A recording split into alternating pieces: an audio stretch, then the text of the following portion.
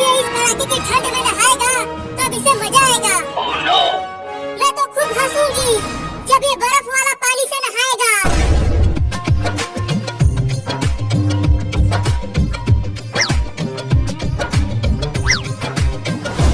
Mummy ये देखो हमने बाबू को पकड़ कर ले आया।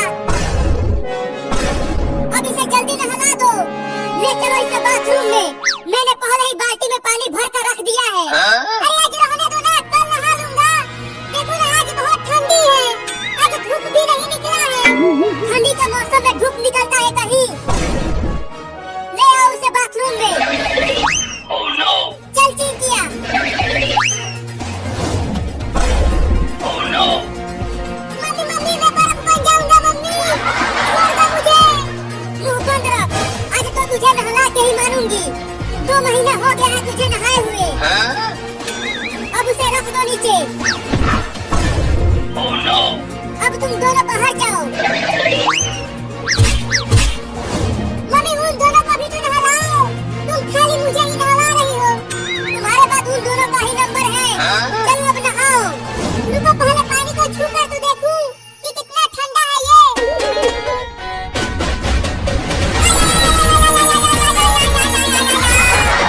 अरे मम्मी रे मम्मी ये बाल्टी का पानी तो बिल्कुल बर्फ हुआ पड़ा है। अगर ये मेरे नरम नरम शरीर पर पड़ेगा तो फफोले पड़ जाएंगे रे मम्मी। नहाता है कि मैं नहलाऊं? नहीं नहीं तुम मत नहलाओ, मैं खुद ही नहाता हूँ। बाप रे दादा, आज तो हड्डी भी कांप जाएगी रे मम्मी। चलो पानी निकाल कर डाल अपने ऊपर।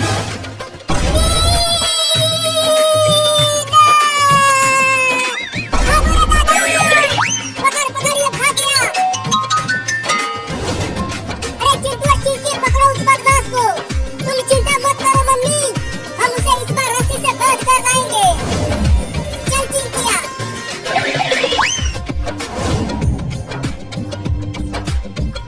रुक जा बाबू, भाग मत। मुझे पागल समझते हो? मैं नहीं रुकूंगा। इस बार हम तुझे रस्सी से बांध कर ले आएंगे। अरे वाह, उस पानी के टंकी पर चढ़ जाता हूँ तो मैं बच जाऊंगा।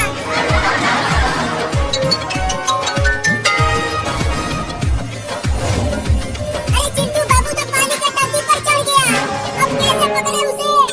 रुको मैं भी पानी के टंकी पर चढ़ता हूँ। अरे चिंटू अभी पानी के टंकी पर चढ़ने लगा। अब क्या करूँ? देख चिंटू तू इस पानी के टंकी पर से उतर जा, नहीं तो मैं तुझे पत्थर से मार कर नीचे गिरा दूंगा। नहीं नहीं चिंटू नीचे मत उतरना। बाबू तुम्हें पत्थर से नहीं मारेगा, वो तो बस तुम्हें डरा रहा है। ये ले। अरे दादा मार दिया।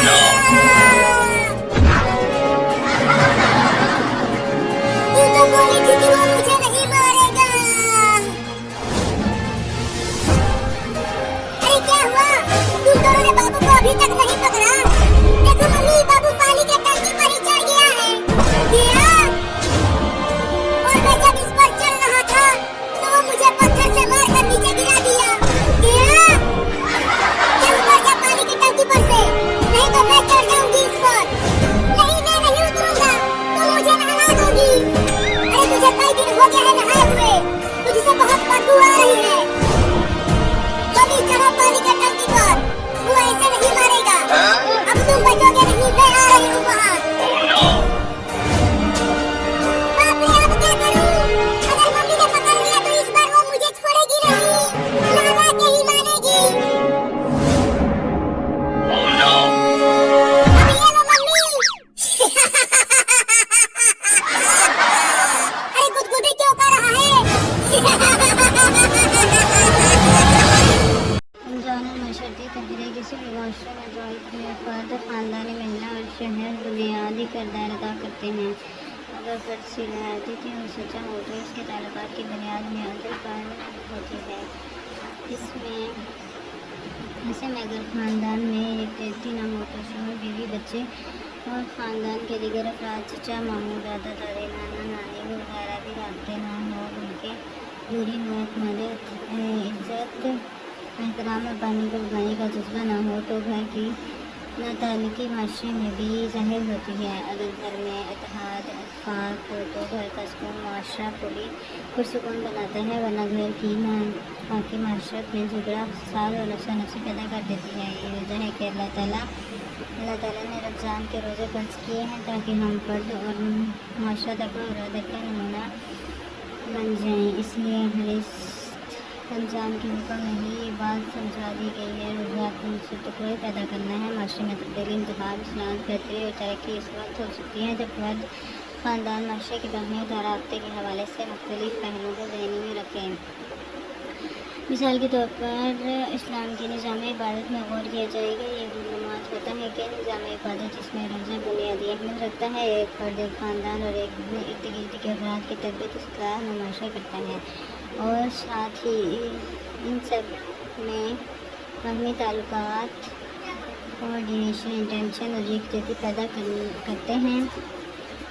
इस्लामी निज़ाम इबादत एक नई ज़हनी रवायत पैदा करता है। बग़ैर महसूस तौर पर एक फ़र्द, ख़ानदान और माशरे में इस यकजहती के नतीजे में वो तब्दीली पैदा करता है जो इस्लाम का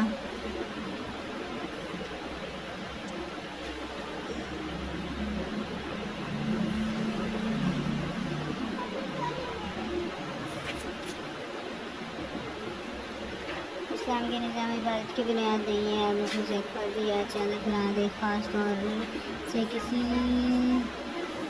जगह पर जमा होकर इबादत कर ले। सैकड़ों मीलों का सफ़र करने के बाद लोग बाज़ औक़ात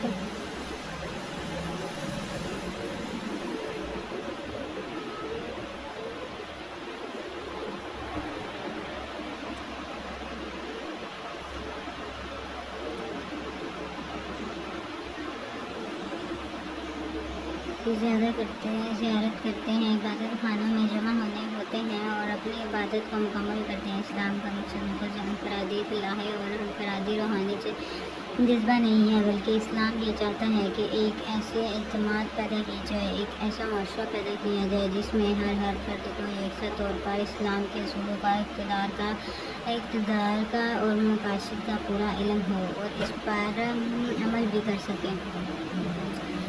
ये मकासद और ये असूल कुरान हदीस में वाज़ेह कर दी गई है। यानी इस्लाम ये चाहता है कि माशरा ऐसा हो जिसमें अफराद की इनफरादियत और इज्तिमा की इज्तिमाइयत दोनों पर बरकरार रहे और फ़र्द इनफरादी हैसियत से जो ख़ुसूसियात रखते हैं, जो सीरत रखता है, इसके इम्तियाज़ात हैं वो बरकरार रहें, लेकिन वो जमात का एक हिस्सा बनते हुए पूरे माशरे को एक सुन्नत देने का फ़र्ज़ अदा करते हैं।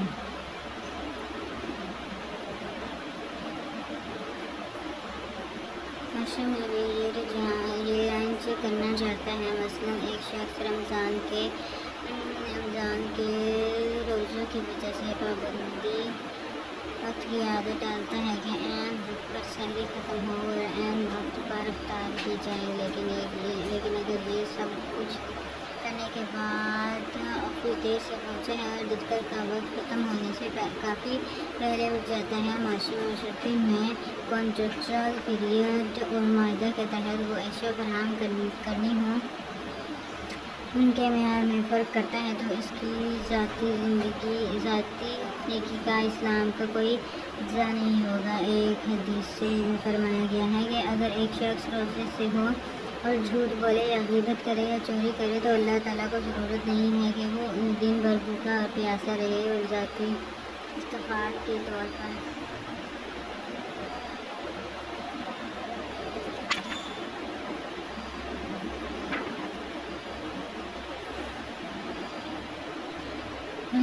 हदीस शरीफ में आता है कि बात फरमाई गई है कि रोज़ा तमाम बुराइयों के ख़िलाफ़ एक ढाल है, ढाल की हैसियत रखता है और जिस तरह ये ढाल का इस्तेमाल जहाद में होता है, ऐसे ही रोज़ा एक मर्द मोमिन को, एक सलाई फ़र्द को, एक खातून को, एक बच्चे को, एक बूढ़े को, वर्ज़ एक हर साहिब ईमान को इस बात की तरतीब दिलाता है कि किस तरह से ज़िंदगी के जहाज़ में ज़िंदगी के मामलात में ऐसा रवैया इख्तियार कर लेना चाहिए।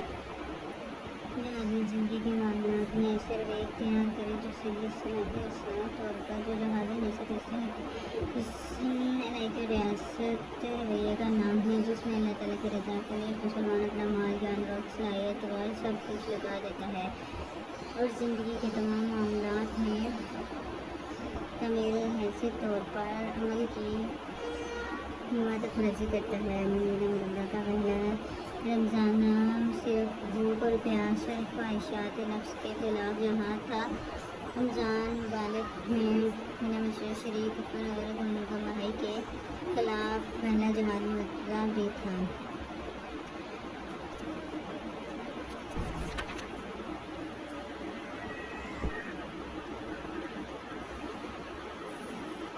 आज़ादी के बगैर घर बैठे रहते हैं और वो अल्लाह की राह में जाना माल से जहाद करते हैं। दोनों की हंसो एक से नहीं है। अल्लाह ने बैठने वालों की ये निस्बत जानों और माल से जहाद करने वालों का दर्जा बढ़ा रखा है। अगरचे हर एक के लिए अल्लाह ने भलाई ही का वादा फरमाया है, मगर इसके यहाँ मुजाहिद खिदमत का मुआवजा बैठने वाले से बहुत ज़्यादा है।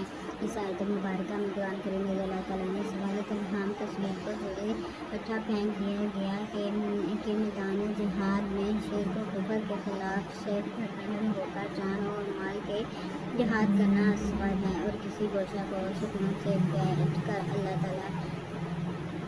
करना, तस्वीर के दायरे फैलाना, चिल्ला दर्ज करना और खुद साख्ता वक्त के लिए घर बार छोड़ कर पाँव के गिरद अलविदा करना अफजल या अकबर जहाद है। न सिर्फ ये आयत मुबारक बल्कि दीगर मामलात में इन कुरान करीम मैदान जहाद में जहाँ और माल से जहाद करने का अफजल और आला कुरान देता है। कुरान करीम के माल और जान से जहाद करने के बारे में हजरत देने के बाद उस मौके पर किसी गुफ्तगू की गुंजाइश बाकी नहीं रहती। इसलिए गलतमान सबूत जान और माल का जहाद असवर और मुजाहिदीन के अंदर से अकबर जहाद है। कुरान करीम के वाज़ह मुबारक के हक का एक तस्वीर है जिसकी बुनियाद कुरान सुन्नत में नहीं पाई जाती।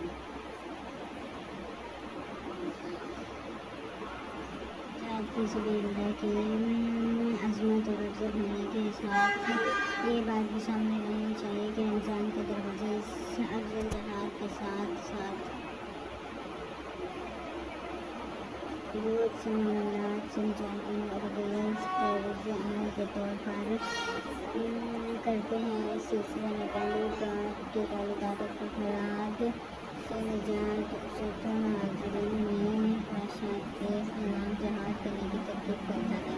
अगर इंसान का दिल चाहे कि वो तमाम दिन अफराधी और कारोबार मसरूफियात में गुजार कर घर आए तो घर वालों के साथ अफराद करे और फिर बिस्तर पर रिवाज हो जाए तो रोज़ा कहता है कि ये महीना तो कुरान का महीना है, इसलिए आराम को मुखालिफ की नमाज मस्जिद में अदा करने के साथ कम अज़ कम एक अच्छा पासमात जैसे घंटा के लगभग मस्जिद में तराविया की शक्ल में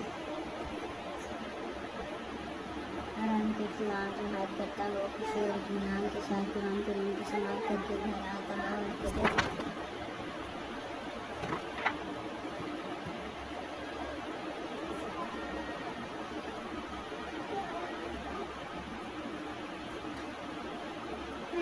जिस घर की ज़रूरियत रखते हैं अपने तकलीफ लेकर मदीना में कुव्वत का तजर्बा ज़ाहिर करने के लिए काफ़ी था कि ऐसा रिश्तेदार का है कबीला और ख़ानदान को हिंदी महीने के मदीने में